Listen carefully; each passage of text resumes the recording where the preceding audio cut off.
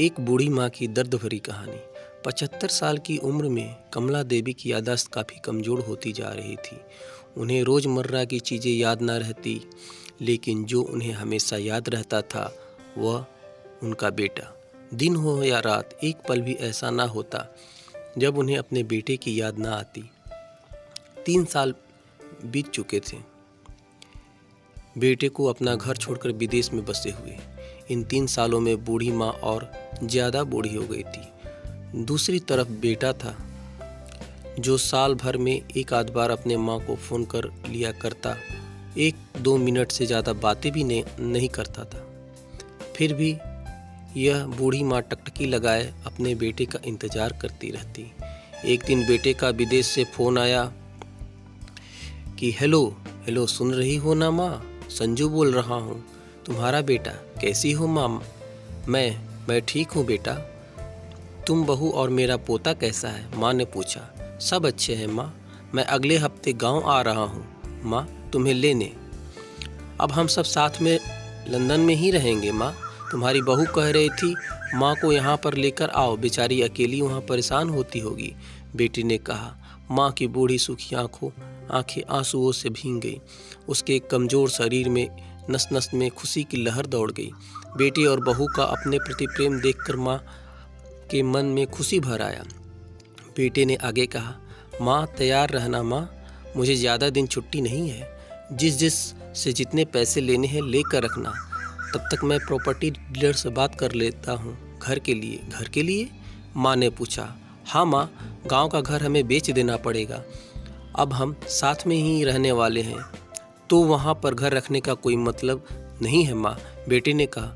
बुढ़ापे की वजह से ठीक से चलने में असक्षम माँ ने पूरे मोहल्ले में घूम घूम कर अपनी इस खुशखबरी को सबको सुनाया। सभी को खुशी हुई। सबको लगा माँ जी के आखिरी दिन अपने परिवार के साथ खुशी से बीत जाएंगे। घर वापस आकर माँ ने अपने घर के कोने कोने को ऐसे देखा जैसे वह अपने दूसरे बेटे को देख रही हो। देखे भी क्यों ना, उस घर को अपने बेटे से कम थोड़ी समझा था।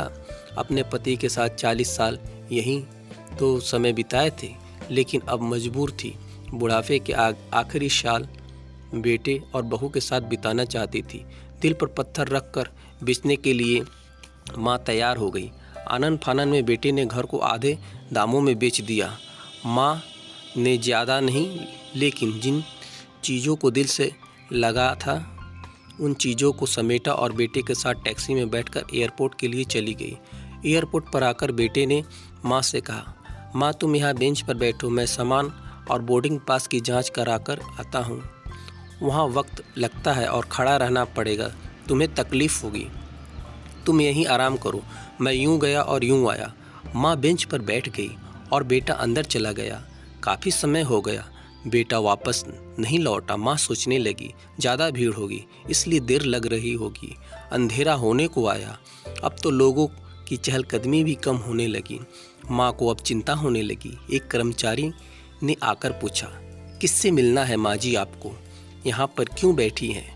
डरती हुई आवाज़ में कमला देवी बोली, मेरा बेटा सामान की जांच कराने गया है, लंदन जा रहे हैं हम। क्या नाम है माँ जी आपके बेटे का? कर्मचारी ने पूछा। संजू नाम है मेरे बेटे का, कमला देवी ने बताया। कर्मचारी अंदर गया और थोड़ी देर बाद बाहर लौटा।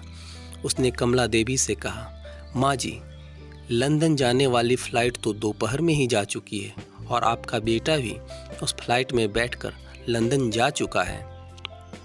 अब आपके यहाँ बैठने का कोई मतलब नहीं है, आप भी अपने घर चली जाइए।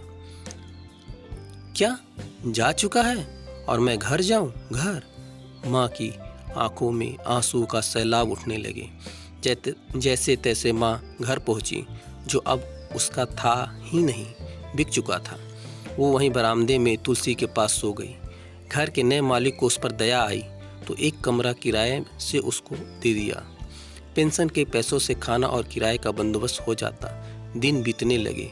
कुछ दिनों बाद घर के नए मालिक ने कमला देवी से कहा, माँ जी अपने रिश्तेदारों के यहाँ पर जाकर क्यों नहीं रहती हैं? इस उम्र में आपके लिए वहीं अच्छा होगा। अच्छा तो होगा, लेकिन अगर मेरा बेटा वापस आया तो उसका ख्याल कौन रखेगा? मेरा बेटा बहुत भोला है, उसे अपना ख्याल रखना बिल्कुल नहीं आता। मैं कहीं नहीं जाऊंगी, क्या पता कब उसे मेरी ज़रूरत पड़ जाए। माँ ने कहा। दोस्तों, सच बता रहा हूँ, माँ की ऐसी बातें सुनकर मेरी आंखों में आंसू आ गए। किसी ने सच ही कहा है, पूत कपूत हो सकता है लेकिन माता कभी कुमाता नहीं होती।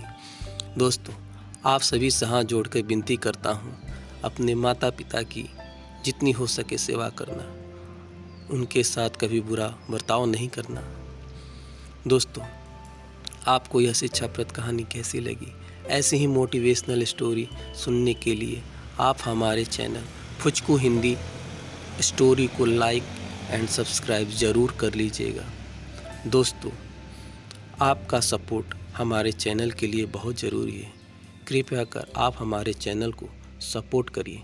धन्यवाद।